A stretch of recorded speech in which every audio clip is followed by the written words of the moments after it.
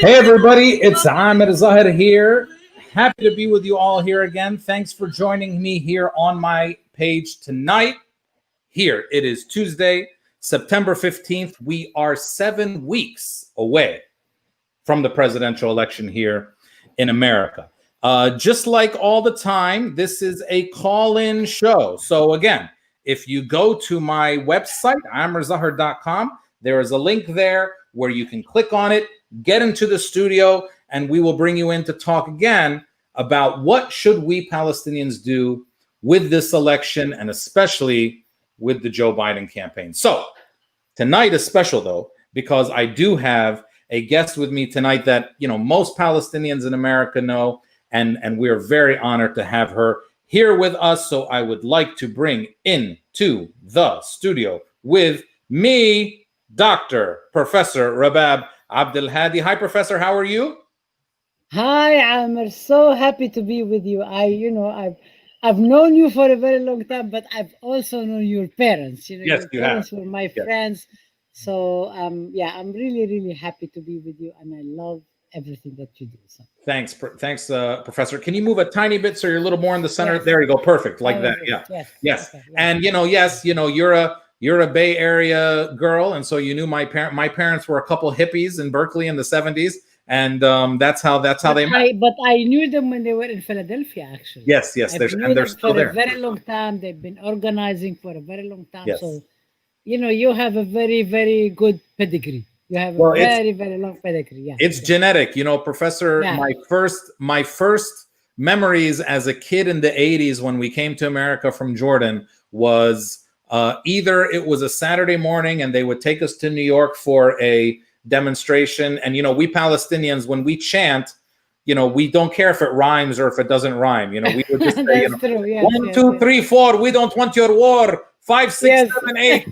Free Palestine, we don't care. It doesn't have to rhyme. Yeah. And I actually remember that because I used to always when people will come in, they say, hey, ho, occupations got to go. And then I will always go and find African Americans or Latinas who will say, hey, ho, occupations got to go. So I'm actually going to hang out with other people because sometimes our folks are kind of thinking that maybe you should be very solemn about political stuff and so on. So yeah. I think it's really, I really love Emma Goldman's slogan, if I can dance in the revolution, I don't want to be part of it. So I want to flip it around and say, I want to dance in the revolution because we want to change the world. So we should be actually anyway. Well, there's a reason Palestinians depkia at every demonstration. Its existence is resistance, right? And my other memory as a kid is my parents would put us in our car on a weeknight, me and my mom and my dad and my brother, and they would take us down to downtown Philadelphia in the early 80s, and we would meet with Black activists in the anti-apartheid movement. So all these things have always been connected, right? And that's how I met actually your parents, because it was actually around Palestine, but actually it was around the anti-apartheid movement, around questions for racial justice and so on. They were very much involved, and I was very much involved. So that's how we met with each other. Yeah, it's genetic. Well, Professor, I brought you here again because it's coming. 7 weeks from today is the election, and we are, I have been saying very often that, Trump, and I'm not sure on Trump and Biden, who's better for Palestine. I know they're different. I know we're going to have to deal with them in different ways, but where do we stand when you see the prospect of Joe Biden getting into office as president and how that might relate to Palestine? What are your general feelings? Well, I think there is a big difference between the platform of the Republican Party and the Democratic Party. I definitely do not support Trump's racist, white supremacist, aggressive, greed, only thinking about the less than 1%, actually 10% of the 1%. But I also do have a lot of concerns about Biden, because I think we hear sometimes about some kind of sort of social justice agenda. Biden also has not denounced police violence, has not denounced military interventions, had not spoken up about Palestine and so on. So I think I think we probably are maybe on the same page, if I should say so, that we are also thinking about the elections as one station, not only the be it all and the all things, because we have presidential election, but we also have congressional elections. We have a lot of incoming people who are challenging the status quo, challenging the old political establishment and so on, is speaking up for justice in for Palestine as well as speaking in for racial justice, for indigenous communities, for Black lives and so on. And I think that's where we actually need to see it. So we see the elections as something that we do need to engage in. I'm not saying we shouldn't, but at the same time, I also take a page from Cornel West, from Judith Butler, from Angela David, some of our allies who are very much part of the justice movement in the US, to say that we actually, like, don't take us for granted. Don't take our votes for granted. You actually need to work for them. You need to work for them. And it's not okay for you to continue the same old, because we do have a different context today. Yeah. I mean, and I hear you. I mean, we've had a lot of bright spots, from Yeah. 2018, Yeah. obviously we had Rashida and Ilhan, and now Hmm. 2020, we've got Jamal Bowman, Corey Bush, a lot of people like Marie Newman out of Illinois. I mean, Right. there are Right. some bright spots, especially for Right. Palestinians to look at. And then, of course, we have, maybe we were spoiled by Bernie, even though Bernie, I always told people, I worked on the Bernie campaign, but he was never perfect on Palestine. He was never where he wanted us to be. But we were Yes. definitely spoiled by that, because people like me and Linda Sarsour were actually elevated in the campaign like that, whereas we seem completely absent from the Biden campaign. And I tell people, Bernie was not perfect on Palestine, but Biden seems kind of hostile to us. I mean, what Yeah. of Yeah. Biden's history do we really have to take into account when it comes to Palestine? I don't think you and I are not, and I don't think a lot of people are going to disagree on a whole range of other issues, especially social justice issues. You can make the argument, okay, fine, Biden is better, dealing with him is better on a lot of other issues. Fine, I can buy all that. Yeah. But when it comes to Yeah. Palestine, his history is not great, right? I mean, he's walked around saying if there was no Israel, we'd have to invent one. I'm a Zionist, defending blockades. I mean, he's not like, I kind of Yeah, remember but Professor. Yeah, Amir, yeah. if I may, actually, I think that's actually not exceptional. Okay. I think, I mean, this is the thing with Bernie. Bernie also has been pushed. He was pushed on the Yes. Black Lives Matter movement. He was pushed on the gender issue. He was pushed on white supremacy. He was pushed on a lot of things. And because he has a social democratic agenda, he was he himself was willing to do it. His campaign was willing to do it. Also, I think it's really important for us to remember that at that time there was Acacia Cortez, there was Rashida Tlaib, there was Ilhan Omar, there was the squad, Presley. There was a lot of push around that, and it was also upsetting the whole old status quo. So I think it's a combination of factors that actually made it happen, including all you that were very much organizing with the Ammo Bernie campaign and so Mhm. on. And I think it was actually really, really important. I think it was very significant. I think it's really important to remember now that here you have an older Jewish American man, and I want to underline Jewish, Yeah. that majority of the Palestinians supported him. So this also defies the old notion of the Zionist groups who also say, "Oh, it's Palestinians against Jews, it's anti-Semitism, and so on," because that's not really the case. We Right. actually support an agenda. We support the program. Now with Biden, there are a few troubling things. One is that his history. Let's just remember also that Biden, when he was a nominee for the Democratic nomination, he actually was not really that great around Obama and everybody else. So we need to remember that. I think a lot of people would like to engage in the politics of amnesia because it's very convenient, but I really want us to kind of like go back because we're actually speaking to our communities. We're speaking to ourselves. We need to be very honest with ourselves first, Mhm. analyze what's going on, take in what is happening and so on, and then decide, okay, what do we want to do? And then people decide whatever they want to do, right? I Yeah. mean, we may actually go to voting like this, like, That's right. hold our noses and vote or whatever, because we want to, quote unquote, prevent a lesser evil. I mean, there are all these theories that have been going on all ever since I've been in the US. I've been in the US for a very long time. So I definitely do engage. I do what I'm asked to do, what our allies ask us to do, and so on. But that does not mean that we actually need to go in and accept what's going on. Yeah. One. Secondly, I think it's really, really important for us, not only as Palestinians, but as Palestinians committed to justice for all, to the indivisibility of justice, Yes. to actually say that we have the right to hold our candidates accountable. I don't think I don't think we should be held hostage to Biden or anybody else because we have the threat of fascism. We have these militias, the white supremacy, and so on. We actually have a lot of allies. We have the people who are the movement for Black Lives. We have our allies who are for abolition. We have our allies who want to hold the police accountable.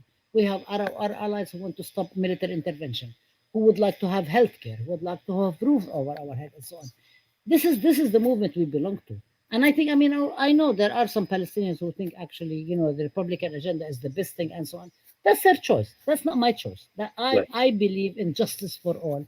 And I see the elections every 4 years as just one station that we continue struggling, because I really believe that two-party system is not going to change things unless we hold people accountable and we make them respond to the constituents instead of them lobbying the constituency. So I do have a problem with a lot of our quote unquote foremen or the interim people or something who actually come and lobby us on behalf of the candidate instead of Right. lobbying the candidates in order to change things. Because I think we need to build movement from the bottom No, up. no, say And say what that I'm again. saying, this is That's I so important. These Arab American people who are put forward as like spokesperson for the campaign. We have real issues. So what Professor, it's so important what you said is that don't lobby us on behalf of the candidate. Lobby the candidate on behalf of us. which is supposed to be the whole question Right. about democratic participation. I am not even inventing something. It's not really so Right. radical. It's actually a real thing that we are the ones who put candidates in office. If Right. we have, if we have accepted being lobbied by the candidates on behalf of the candidates, we would have never elected Rashida Tlaib. We Right. would have never elected Ilhan Omar, Jamal Bowman, or anybody, or Cory Bush, or anybody like that. We would not have elected them. The reason they've been elected is because there has been an upset in the Democratic Party. Right. And I want to say that every single person I've mentioned actually were endorsed by the Democratic Party machine, and they went against it and they won. And I think this is indicative of what we are talking about. We're talking about a different people who are holding people accountable, Yeah. a different political context, also a different generation, and a different generation that I think we really need to go back to even electing Obama. However, we are critical of Obama. The reason Obama, as a black man, was elected into the White House for 2 terms is because we do have a different generation of people who have never experienced segregation, who have never Right. experienced anything before the civil rights. So they could imagine that you could have in the White House a black man, you could have in the White House a woman, you could have a White House in the White House somebody who does not represent the older settler colonial U.S. nation state. Yeah. That bling. So I think it's really, really important for keep. And I think a lot of the times we say agree with to this, but then we come to actually talk about electoral politics. All bets are off, and everybody jumps in and becomes sheep. And I think it's really important for us as Palestinians, because we always say we want to have democracies, and Palestinians are always engage in debates. We always disagree. We always fight with each other, and then we go and have dinner with each other afterwards, right? Right. Because this is the way it is. This is the way struggle is. But at the end of the day, when it comes to U.S. politics, we exceptionalize what we do in our own circles and our own organizing and so on, and we submit to a very old status quo of what US politics is supposed to be about, which is the downfall of US politics and then downfall of movements for justice. So I think we really need to just apply what we are doing everywhere else here and actually stand up for justice for all. Justice for Palestine is really part of justice for all. So I'm kind of like advocating that. And I think this is, and I don't think this is the losing formula. I actually think this is a winning formula because it's transparent, it's honest, it's straightforward. We're not doing deals behind closed doors or whatever. The way AIPAC does it, the way Israel lobby does it, the way all these people always do it with money and so on. That's not what we're doing. Because and at the end of the day, actually, we don't have, as they say, معناش خبز in Right. these things. We actually can't even do it, right? Yeah. So the only thing that's standing for us is be transparent, build with our allies, and change the world, right? I mean, Slowly, little by little, yeah. I want to ask you a couple more things before we get to callers. We have a few Yeah. callers in here.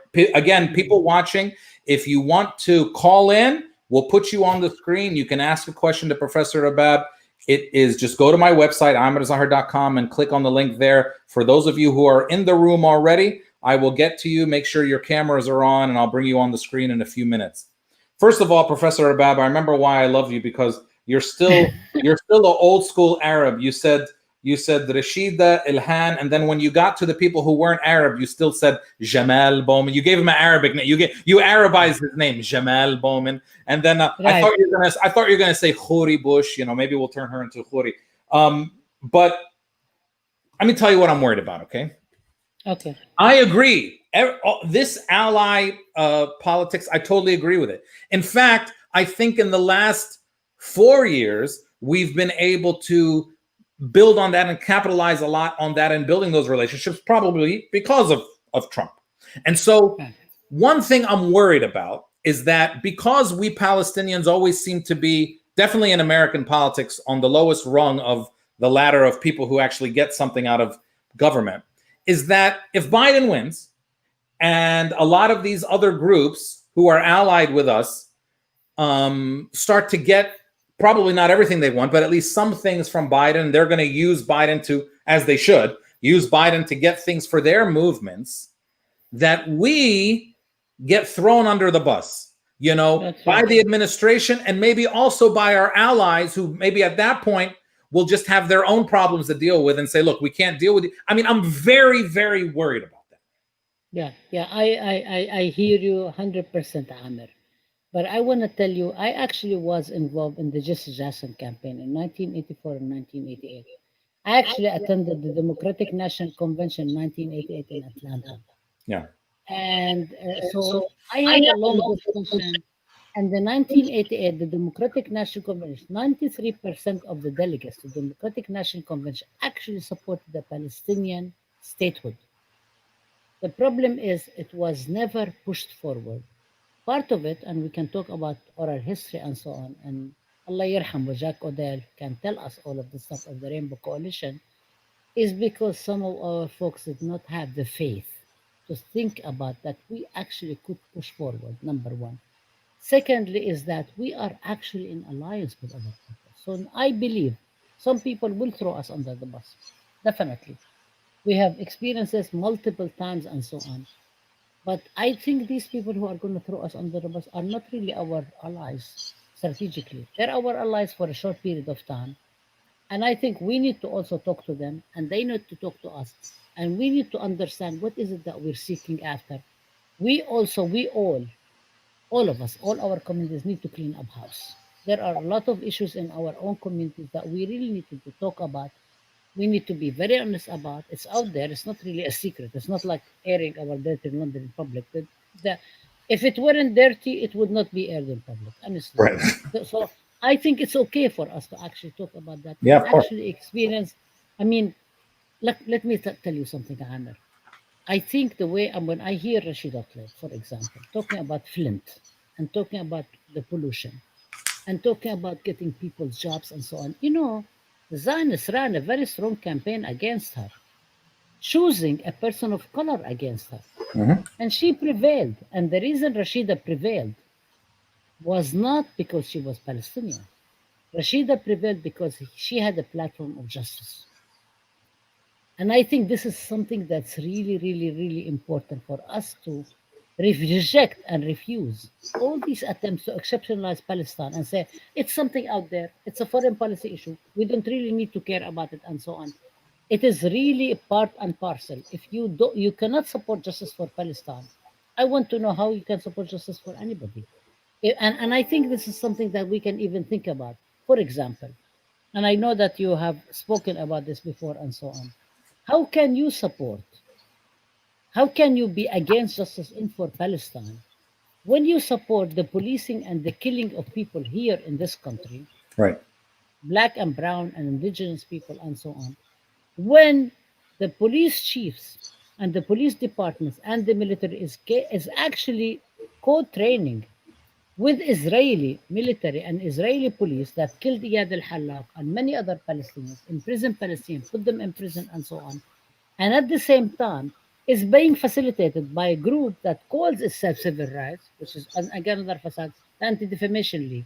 And Right. I'm really gratified that there are a lot of groups who actually said drop the ADL Yeah. and actually exposing this facade of these Zionist groups pretending to be civil liberties groups because they are exceptionalizing Palestine. I think when we don't exceptionalize Palestine and say we subject Palestine to the same rules of the game of justice, we subject Palestine to the same question of abolition, to the same question of police brutality, to the same question of Jacob Blake or Brianna Taylor. You know, her family just got a big award, which I'm really happy about, and so on. Justice is not Yeah. done, but at least part of it.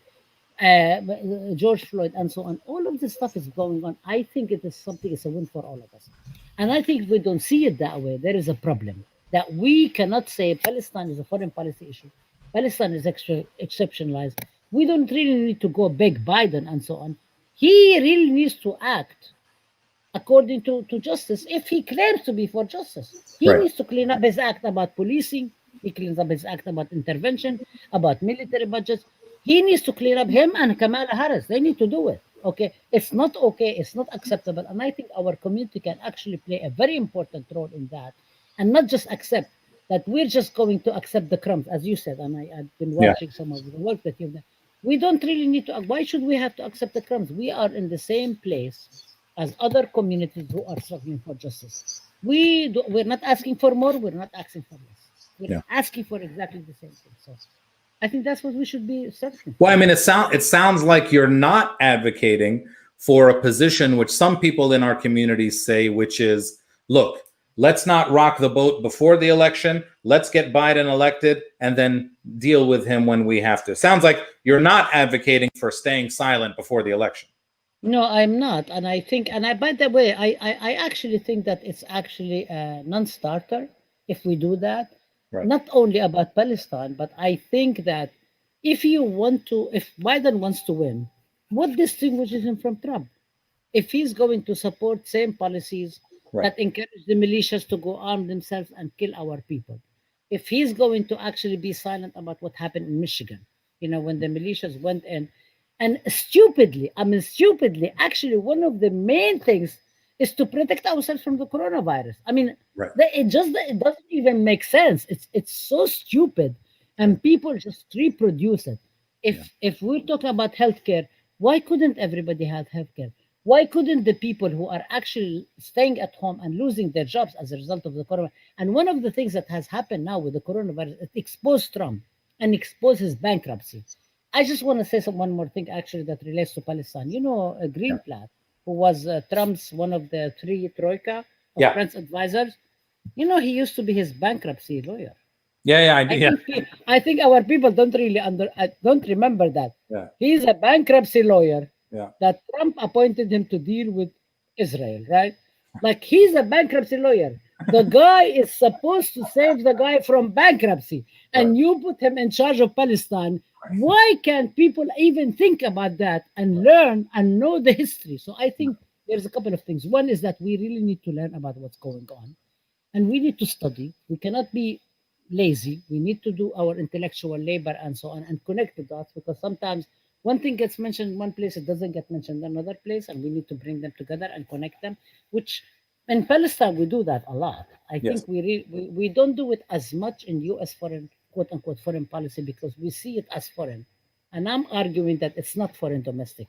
There is no dichotomy between the two. This is Agreed. a question of justice. It's not about foreign policy or something that doesn't. It's about question of justice. And it's I also should say, and if you do, if you won't mind me saying one more thing, this Yeah. is something that our allies in the black brown, indigenous communities have recognized a very long time ago. They sacrificed from Student Non-Council Coordinating Committee to the black a big statement on Palestine that they published in the New York Times 50 years ago in 1970, to people like Malcolm X, to people like Robert Williams, to people like everybody. We have so many people who have spoken.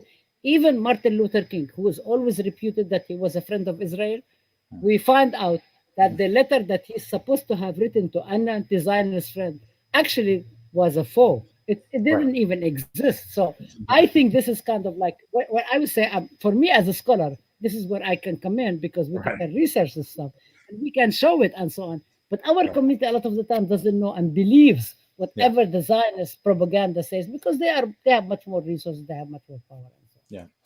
All Sorry right. for going too long. Yeah. No, not at all. I mean, this is what we need to hear. I mean, this is the kind of stuff, and the bigger question, which I don't want to try to answer right now, is I think we Palestinians, when I look at the history of Palestinians in America, we have done a pretty good job, especially at the highest Yeah. levels in our intellectuals, of connecting our struggle to other struggle. Okay, and especially in the Black Lives Matter, every Palestinian in America of any consequence came out very strongly supporting the Black Lives Matter movement, whether it was you or Noor Arakat or Linda Sarsour. I put something about it. All these people did.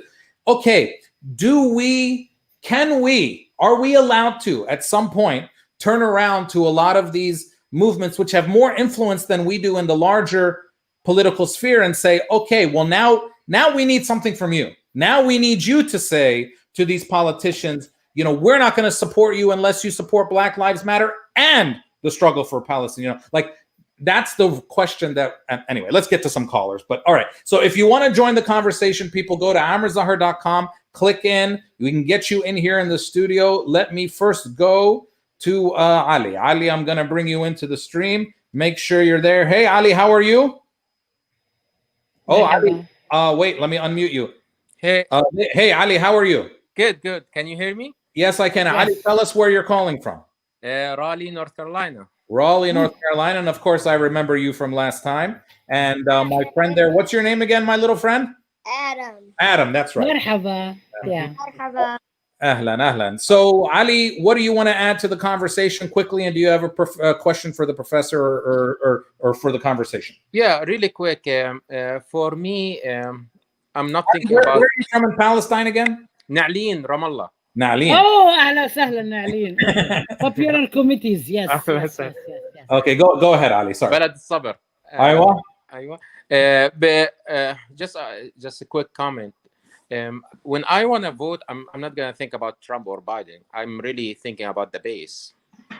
So the Democratic side, it's kind of all where is the struggle for justice, and the other side, like, we don't even have a choice. Like I will never, even in my worst nightmare, to think about voting for this party. The question, every Palestinian... So just before you continue, you're saying that you look at it in the Democratic Republican way. You look at it like, where could we maybe have a place? And you're saying if we do have a place in them, and look, that's probably true. And then of course we run into like Democratic majority for Israel writing Biden's policy, and then do we really have a place? But okay, I understand. I totally understand what you're saying. Okay, what's your next thing or your next question? Okay, yeah, and I'm a law professor, Ali, so it's my job to be devil's advocate every now and then. This Professor Rabab is a scholar. I'm not a scholar. I just sit in a room and somebody says something, and then I say the opposite, and they call me a professor. That's how it works in law school. Yeah. But go ahead, Ali. And the other thing, I don't know if you watch Trump when he was pandering for the Bernie voters to tell them come and vote for me. We are not suckers. So yeah, that's not going to work. No. Yeah.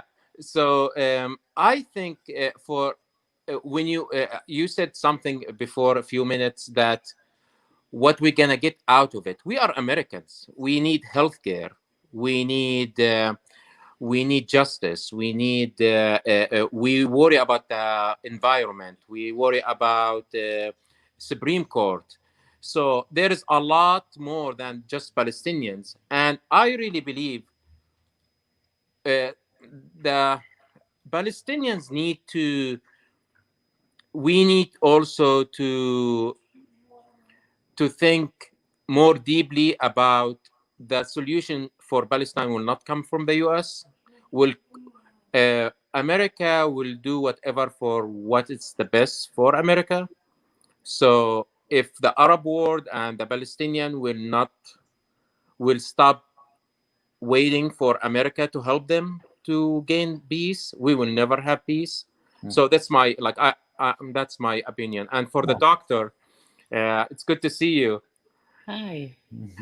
I want to ask you. So if somebody asks, like a lot of my Palestinian friends, they don't vote, they are not involved, nothing, they don't even know what Trump doing.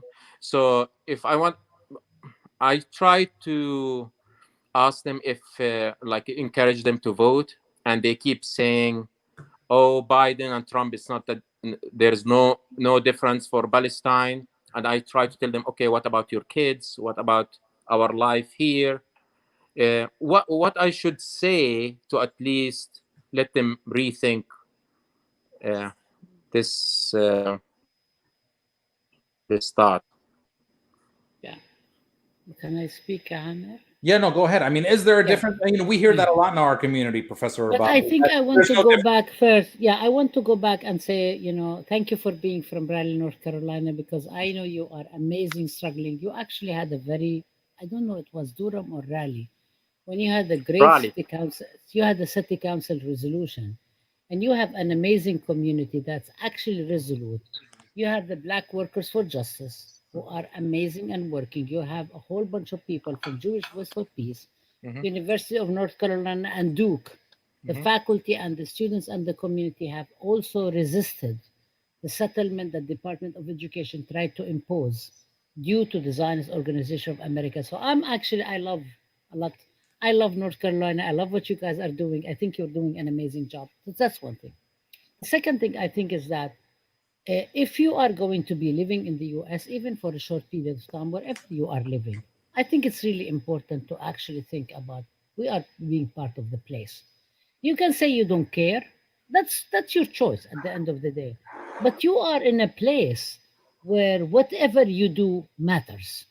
And I'm not saying you go vote for Biden. I'm not saying you go vote for, definitely not vote for Trump, because the guy is like, I'm sorry, he's complete idiot. He's a complete idiot. He's sexist, he's Islamophobe, he's anti-Palestinian. The guy is like the most, he represents, and I think some of the stuff like I do, and Hammer said about me, a scholar, I'm actually looking a lot about Germany in the 30s. I'm looking about fascism in Italy. I'm looking about Franco in Spain, and it's really scary what's trying to happen, what he's trying to do. I'm not saying, by the way, is Biden is actually, I think Biden is a little bit better, but I think Biden can actually get away with it if we don't hold people accountable. Right. So I think our communities, one of the things for our own children, what are we going to teach our children? What do we teach our children as Palestinians in Palestine? I mean, children get killed every single time. My nieces and nephews would go to school during quote unquote the first intifada and the second intifada. They always took a chance. And I always used to say to them, kids don't like school. Why are you trying to go to school? And my nephew will come to me and show me the bullet in his knapsack. Another nephew will actually talk, they will recognize Apache from F6, F-15. Right. And that's not something that a child should know. It's not right. It's not right. It's like the fact that they know it is because they're a condition of occupation. So if Palestinian children in Palestine recognize what's going on, whether they are in the West Bank, Gaza, in the 48 areas, in refugee camps, they understand why is it that Palestinians in the US feel that they are exceptionalized. They don't shouldn't be involved, and they should just sit down and pass judgment and have coffee as if they are in a coffee shop and smoke argile and think we are okay. I think there is a responsibility. I think we have a responsibility towards our communities. And if people don't want to have a responsibility, that's fine. But they shouldn't really speak about being Palestinian, because being Palestinian is not about skin color, it's not about being born a Palestinian. It's really about a responsibility. Today, Palestinian means a responsibility. So people have to be responsible, people have to be engaged. And I think the very least people can do, and I actually grew up in the US. When I came to the US, I was very much engaged and this is how I know Amer's parents, is that the community was so involved, was so engaged, was debating all the time in every single. Of course, Oslo came and shocked the hell out of us, all of us, right? But then the community rose again. So I think we have a responsibility. I think we owe it to our kids not to be afraid to go to school, to be proud, to say who they are. And I'm not talking about false pride. I'm talking about really being part of justice, understanding that we're part of all these communities that are struggling for a better world. Because if Black Lives Movement wins in the US, this is going to be great for Palestine. It's going to, even on a basic level, it's going to reduce the amount of collaboration between US police that's killing black kids and Israeli police that's killing Palestinian kids like Iyad al-Hallaq. And I think this is something that a lot of the times actually people don't think about it. It's very basic. It's really very simple. It's very basic about actually bringing in an understanding. And I understand people in the community have a very serious fear about telling their kids what to do because they are afraid of kids they're going to school and being called terrorists. They are afraid of kids not being able to grow up. But actually, really, okay, so if everybody changes their name from Jamal to Jimmy and Muhammad to Mo or whatever and so on, it doesn't really, at the end of the day, the kids grow up and go to college. It's not going to save us because at the end of the day, they catch you. That's so right. I think we need to, and I'm not telling everybody to be a martyr. I'm definitely not saying that because I think one of the love of the community is for us to protect each other, to care for each other, to save each other. And there is a lot of bad things out there. But I think it's just like black mothers tell their kids, especially their boy kids, watch out what you're doing. But they also teach them pride. They do not only tell them you need to save yourself, but they also teach them pride. I think this is our responsibility to do so. We've always been for justice around Palestine. It's always been an anti-colonial struggle. And I think this is something we need to restore to ourselves, to our community, repair, restore ourselves, and support each other with actually doing whatever we can do in order for us to do our share towards humanity. It's not only about US elections, it's actually really changing the struggle for justice for humanity. Yeah. I mean, she's a preacher, Ali. I mean, she's a preacher. We're just sitting here getting educated. Ali, before I let you go, are any of your kids still near you? Yeah. Get them over here. Get them over here. Who's it? Hi. Hi. What's your names? Adam, tell me your name again. Habibti, what's your name again? Julia. Julia. She's Julia. named after Julia Butros. I remember. Oh my God. Beautiful singer. And then, guys, I need you both to answer at the same time. When somebody asks you, where are you from, what do you say? Palestine. That's right. Good job. I love it. All right, Ali, thanks, man. I love you guys. I'll talk to you later. Okay. Bye. Watch your back. Bye-bye. Okay, people, again, if you want to join, we have about 15 or 20 minutes left here. If you want to join in the live stream, go to my website, amerzahar.com, and let's get you in here. Please make sure you got your camera on and good sound. Having discussions tonight with our Palestinian American treasurer, Professor Rabab Abdulhadi out of San Francisco State University. And I didn't introduce her correctly in the beginning. She is a director and senior scholar of Arab and Muslim ethnicities, which we don't have many departments of Arab and Muslim ethnicities around the country. And she's really a pioneer for us in that department. All right. Now, I think actually, Professor, I think you might know the next guy that's about to come in here. So let me bring in from the Bay Area, Samer. Samer, how are you? I love you, Samer. Yes. Look, this is a very special moment to be live with two of my favorite living Palestinian heroes. I love you both are great. Thanks. And what Thank you're you, doing is Samer. amazing. Samer, you actually even got us to co-sponsor with the Arab Cultural and Community Center a performance for Amer Zahar a few years ago. That's So right. this is really great. Thank you. Right. Yeah. So I'm gonna make it short, so I know there isn't much time, and you want to get more callers.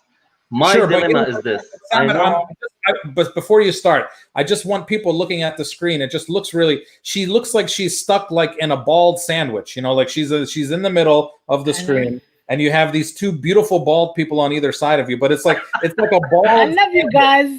I love you guys. You're the meat in the bald sandwich, Professor Rabab. Okay, Samar, go ahead. Samar, go ahead. Okay. Except for vegetarians and vegans. Yeah, you're the tofu. You're the tofu in the go ahead, Samar. Go ahead. And just so Sounds people know, good. you are calling from the Bay Area. You've been in the Bay From Area. Yeah, which is like one of the largest Palestinian communities in America. So go ahead. So my dilemma, I think, and many Palestinians share the same question, and I would like to hear your feedback. Definitely, I'm not gonna vote for Trump. Right. And my question is, if I'm gonna vote for Biden just to defeat Trump, then am I doing the Democrats a favor by them screwing the elections for Bernie Sanders just like they did in 2016? Or do I just not vote and let them learn a lesson, but that's going to be at the account of us maybe giving Trump the chance to win again? So that's the thing. Do I vote for Biden because we want to defeat Trump? Or do I want to not vote at all because I know Biden does not have the same package like in general, like Bernie Sanders did, from a Green Deal to education to healthcare to all, and of course Palestine, the most important issue. But we're talking about everything in general. So what would you suggest? What should I do? Professor Rabab, let me add to that, which is, do you also buy into another argument that people make, which is voting? You know, I believe in voting, but do you buy into these other arguments that voting third party is throwing away your vote or wasting your vote? You know, this is another thing we hear from a lot of people, that you have to buy in to this duopoly. You have to buy into this Democratic Republican thing. Where do you stand on all of that? Exactly. Well, I want to say one thing is that there is a fourth option too, which some Palestinians exercised in the 2006 Palestinian legislative elections, that they actually did not vote at all. They refused to participate. So boycott. Palestinians inside Israel refused to There are some Palestinians who refused to participate because they did not recognize the Israeli settler colonial state, which I think is a legitimate position. Now, I'm not saying this is what you should do, Samir. And I will also say that I can't actually tell you what to do, but I can point out that, look, Samir, we have Kamala Harris in the Bay Area. Why are we letting her get away with it? Why are we letting her get away with being the cop, with actually getting away with passing legislation and pushing for prosecuting people when all our allies in the Black Lives Matter movement and the indigenous and brown movement are actually calling for abolition? I'm not saying that we're going to have abolition tomorrow. I'm not saying that. It's going to take a lot of times where maybe the US will resemble something like and I don't like to say first intifada, but I will use it because this is the catchphrase, because I think there have been many intifadas in Palestine. But during the quote unquote first intifada, 1987, there was transitional transformative justice that community has resorted to instead of going to the Israeli occupation for all sorts of views that people were going to. I remember one of my highest moments was when Israel came and broke all the locks on the stores that Palestinians have because they wanted to encourage people going into the stores and stealing. And what happened is that overnight the blacksmith came and put the locks back, and not a single store was attacked. And this was ultimate solidarity.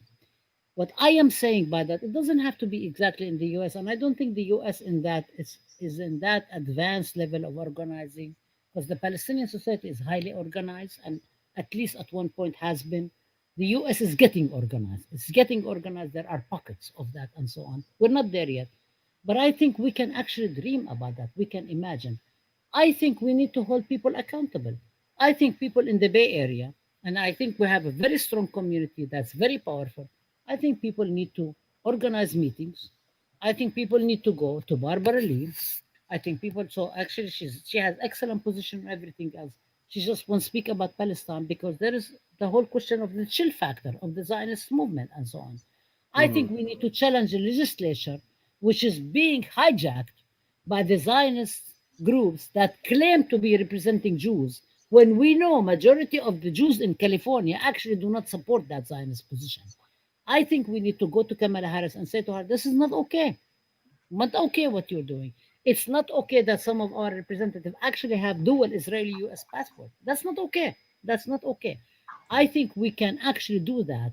And that is something that people can do without having to kind of like go and declare a revolution. You know, with the Bay Area does that all the time.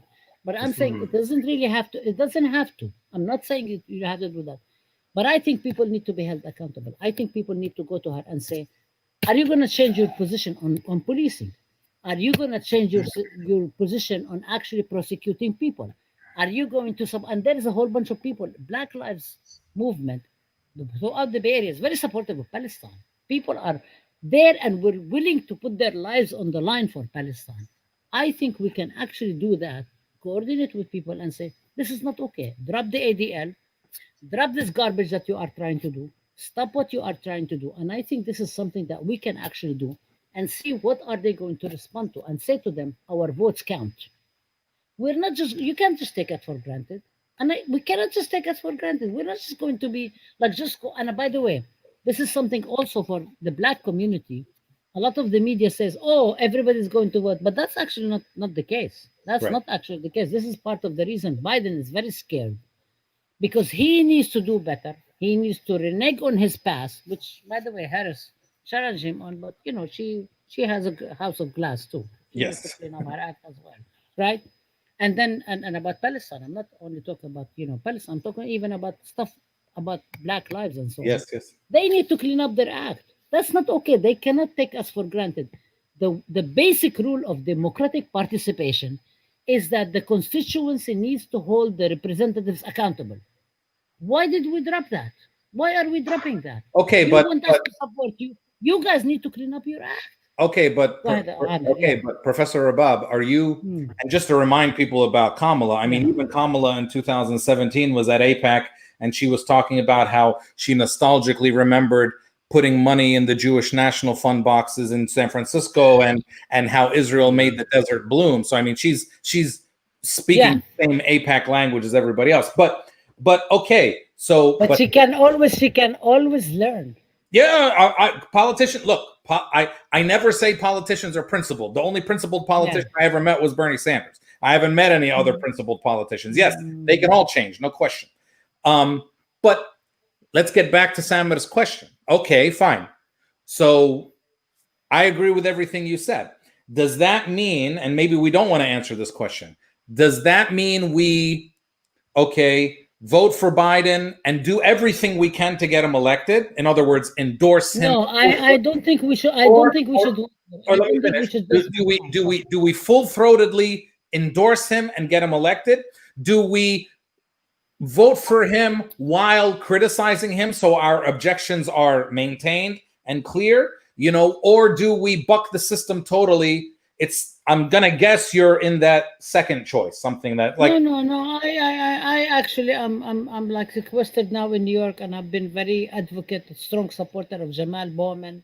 yeah. I've been donating, I've been voting, I've been engaging with him, and I've also he laughs when I say Jamal because he says Jamal, and I say Jamal because my brother is Nasser, my We've cousin been is saying it Jamal, for centuries. my other cousin is Abdul Nasser. So and he understands where we're coming from, right? And that's another issue that many people do not realize, that if they're if they decide not to vote for the president's position, there are so many other Democrats that need to be voted on, especially those progressives, to get him elected. Right, but but two of them do not contradict with each other. Right. You don't have to say from now you're not going to vote. I believe if Biden does not clean up his act, Biden Harris do not clean up it, they have no chance in hell to get elected. I agree. I mean, I'm not even talking as a Palestinian. I'm talking as a Palestinian. I'm talking about somebody for justice. They need to distinguish themselves from what Trump is all about. If they are going, and by the way, if you think about, sometimes I think about it like I don't really sometimes think about the context of the US. I think about Israel, and I say, why would somebody need to vote for a fake Likud when they have the real Likud? Why would they need to do that? The real Likud actually delivers whatever they want. So this is why Benny Gantz got some elections in the Israeli election, but he didn't get the whole thing. And Netanyahu, has hundreds scandals, who's actually under indictment, continues to be presented as if he's the hero. I mean, like, and by the way, same thing as Trump. Okay. So Right. the thing is that Biden, if Biden going to continue supporting the production of militias, the production of the attack on Black lives, the attacks against healthcare, the attacks against jobs, attacks against. Why would people want to vote for him? I mean, really, why would people? The thing, what will happen, and I'm not actually saying what will happen is a lot of people will say it's going to be the same old thing. Let's just sit out. Let me not bother on November 3rd, even go to vote. Let me figure out what I want to do with my family or whatever, and Right. so on. If you want to excite, and this is where Amir, what you're saying about Bernie, the reason Bernie excited people, and I have to say, I actually met Bernie in 1990, 91 in Vermont. I think he was the mayor at the time, not the governor. We Yeah. were doing something around Iraq, the invasion of Iraq, and so on. Not very exciting. Until Bernie got to the point where he excited people, that's when people got excited. Yeah. The thing is, and this is the same thing with Obama, by the way. It Mhm. wasn't just because he was a black guy, because Obama promised things, he didn't deliver. But this is why people got really excited about him. I mean, You need to excite people to go vote. People Yeah. are not going to go vote, get out of their homes. And this is the old, and I want to say, this is the old USA DNA, is that people are so individualized, they don't give a damn about the collective good Right. unless you convince them that there is a reason for them to get involved in the collective good. Biden, you need to show me another good reason to excite everybody to go vote for you, Yeah. aside from that you are only the lesser evil, that you're not Trump. That's not I mean, good enough. I think this is the main point, is that Mhm. it sounds like you're saying not Trump is not a good strategy. That's all they're saying. And also is that, look, I'm a political junkie. I look at every politician, and something people don't understand about younger voters, maybe even more than older voters, care about policy and ideas. But That's right. I cannot name one Biden idea. He doesn't have any. His only idea that he keeps getting on the news and says, "I'm going to bring back. We're taking back the soul of the country." No, nobody really knows what that means. I mean, seriously, he's not Obama. He's not even as charming as Obama. No, I mean, not he not really even needs close. to do better. No, not even close. Yeah. And by the Yeah. way, I don't buy into this whole thing that people try to tell us all the time, that Trump is people say Trump is an existential threat to America. Trump is a rich, entitled white guy. He's exactly the kind of guy that American politics has been built to benefit from the beginning of time. Is he a problem and a racist? Yes, but he's not like so outside the norm of Yeah, what but we've Amr, had he's very for a long dangerous. I time. mean, he's really scary because he's actually what he's trying to do. And Yeah. I think this is where, like, some of the fascist stuff from Nazism, you look at, he wants to completely expropriate any kind of rules of law, any kind of separations of power, and so on. So I think it is a real danger. The Yeah. problem is, what's the alternative?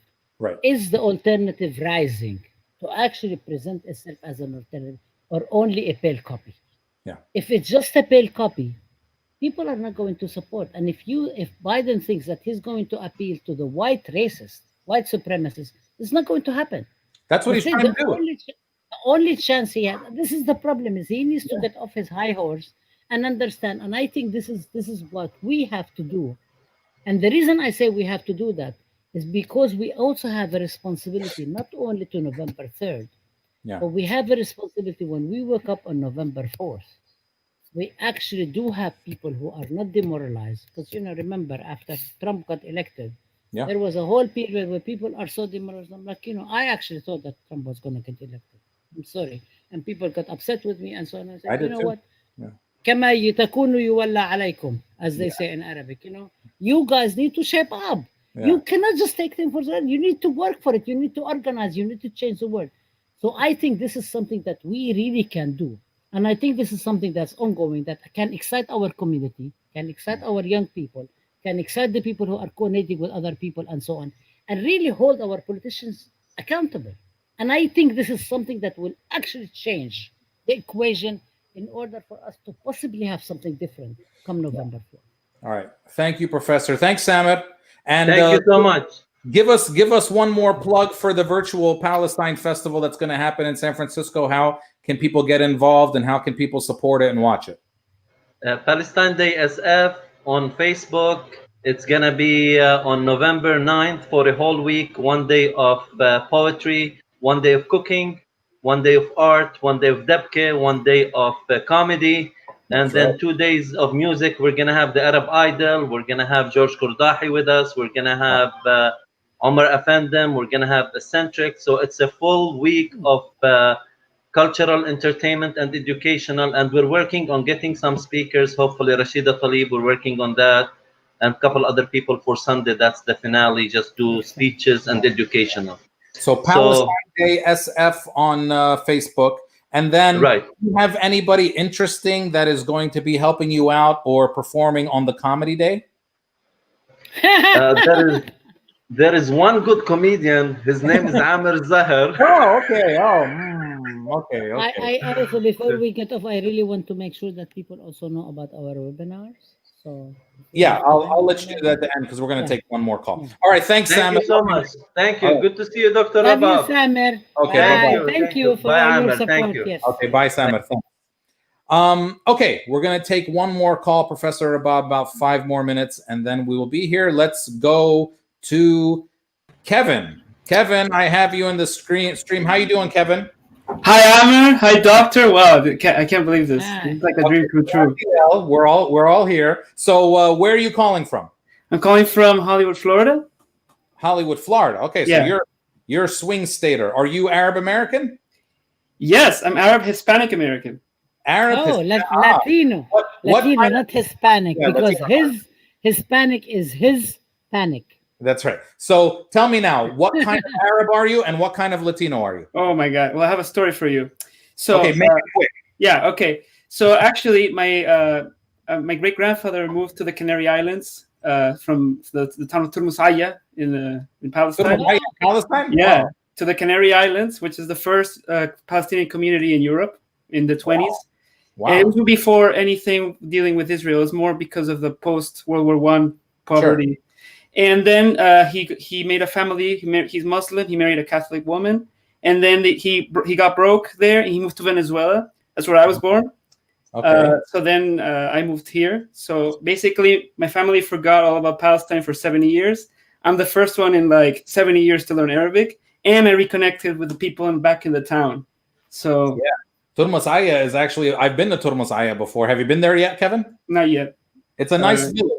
I'm sure you've been there before, Professor. You've been to Turmusaya? Yeah, and you know that Turmusaya is actually one of the first villages where some oral history was done about that by the social and archival project of the En'ash al-Usra Society.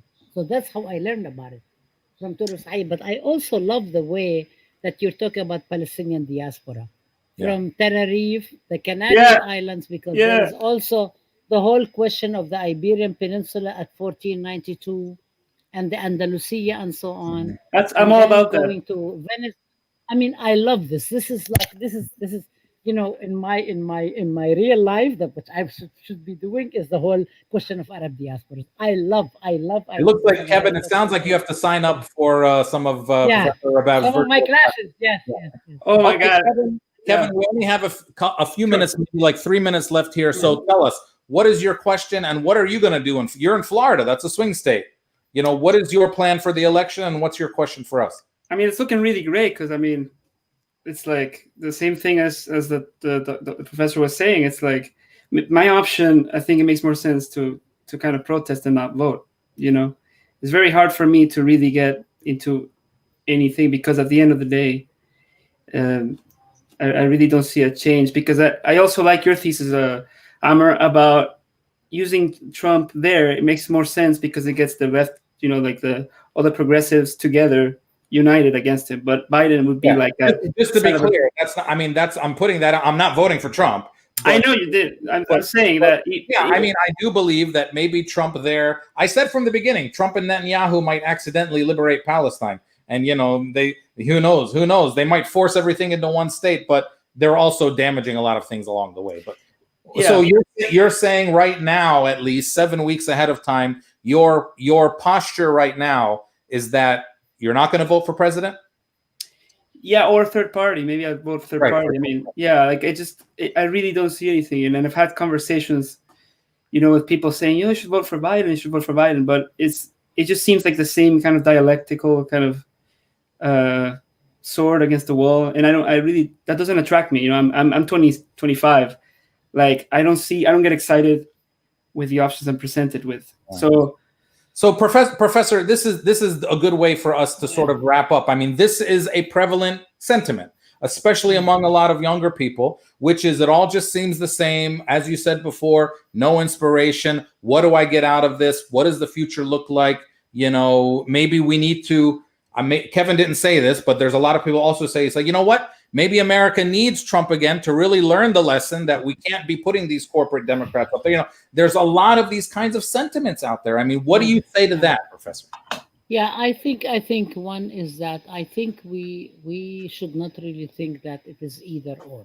That's the only option, to vote or not to vote, I think.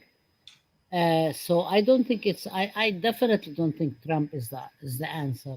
But I think Biden needs to work for it. Biden and Harris needs to work for it. They really need to shape up. It's not okay for them to take us for granted, all of us. I'm not just talking about Palestinians. Secondly, I think we really need to organize. We need to organize. So come November 4th, whatever the results are, we're not actually betting our hedging our bets only on something every 4 years. I think that's a disastrous recipe. I think also is that I think they need to work for, and I also think it's really important that they should not blame us, because at the end of the day, they fail. If they fail, they actually say blame the victim. Like, why are you blaming the victim? You guys need to shape up. You know what needs to happen. We told you 100,000 times. You just need to go and do it. Just stop being accountable to AIPAC, to lobbies, to gun lobbies, to all of these people, and just be accountable to the people. If you are accountable to people, there will be so much excitement, and it's going to be a whole different ball game. Yeah. The problem is they don't know how to do that, because that's not where their accountability is. And I think this is what we need to change it. So we are not only depending on every 4 years to make it or break it. And I think if we do that, the fate of the world and the fate of the US and the fate of everybody else, including Palestine, is in the balance. And I don't think we should allow that to be hostage to whatever happens and whoever candidate's going to be. Now, I know Professor Rabab is serious because she was banging on the tape. She was banging. I heard it. She was banging on the table, and she was serious about that last point. Kevin, thanks for calling in, man, and stay strong. And thank you. I just want to show you a picture of my great-great-grandmother in Nablus in 1953. Oh, wow. Nablus, I'm from Nablus, you know that, right? Professor Rabab is from Nablus. Well, it's an honor to meet somebody from the town where I have the only picture of her. Thank you, Kevin. Listen, man, we're proud of you. Nablus. Yeah. All right, Kevin, stay strong. Okay, thank you. Yeah. All right, well, we've reached the end. Professor Rabab, thank you again for joining us. I mean, it was... I just want to make sure that, if you don't mind, Amir, I just want to invite people to our webinar. Tomorrow we have a major international webinar that commemorates the 38th anniversary of the Sabra and Shatila massacre. That's right. We have live witnesses who actually survived the massacre, 2 Palestinian women. We have people who participated in tribunals from Kuala Lumpur, who are joining at 3 a.m, to London, to Paris, to Cairo, to everywhere. We have very well-known international scholars like Dr. Rosemary Sayegh, Dr. Jabir Sulaiman. And as I know, I think people already know, we have a very big Zionist attack against us because the webinar we're having next week with Layla Khaled, which are trying to actually basically dismantle what we're doing. So we really want people to come there, to hear the oral histories, to hear about the tribunal, to hear about what we hold people accountable, and to hear about how we can produce justice-centered knowledge production. So how can people support that webinar or join that webinar? Is there? They can just join. It's already on Ahmed's website. If you don't mind, like joining, sharing. What website you said? It's a webinar on the 38th anniversary. It's called. Yeah, I know, but I mean, where do people find the information for it? Do you know? They can find it on the Ahmed Studies Facebook page. Can you spell that? Yeah, Ahmed, AMED, Ahmed, Arab and Muslim Ethnicity and Diaspora Oh, this Students is through San Francisco Facebook State University. page. Yeah, it's not all the San Francisco State for official web page, because they always are giving us a very hard time to do that. Right. But we have it on the Facebook page. People Okay. can join, support the webinar, learn from people, and actually also share it. And we're gonna also live streaming, so afterwards it's also going to be available. And next week on the 23rd of September, we're actually having the historic conversation with the legendary Layla Khaled, Ronnie Kasrir, who's from the South African anti-apartheid movement, Laura Whitehorn, the Women's Studies program of Birzeit University, as well as Seiko Odinga, who's a very big leading member of the Black Liberation Movement. So we just Okay, want so people to I kind put- of join us. Yeah. Yes, no, I put the address for the Ahmed Studies Facebook page in the comments, everybody. Thank So you. go ahead and Thank you, find it. Ahmed. You can, and I'll do it again on my page tomorrow so people can see it. Yes. So once Thank you. again, I have been honored to have with me today Professor Rabab Abdulhadi from San Francisco State University, and a real one of our few intellectuals, social and political intellectuals, and voices of truth to power in our Palestinian American community. Professor Rabab, I love you. Thank you so much for I coming. love you, Amir. Thank you so much. We should have done some comedy today, but we didn't have. It's okay. We'll do it. We'll do it again. If you need me to do comedy before they bring on Layla Khaled, let me know. I'll do it for you too. So you just let me know. Okay, all right. All right, Thank you so everybody. much Thanks for for having me. joining us. Professor Rabab, bye-bye. Thanks so much for being here with us. And to everybody out there that's been watching, thanks for joining. Thanks for being with me. We are going to do this again, hopefully, in the weeks that are coming up to the election, have more conversations about what Palestinian Americans need to do in the election coming up. So thanks, everybody. I love you all out there. If you're Palestinians, stay strong. Keep talking about Palestine.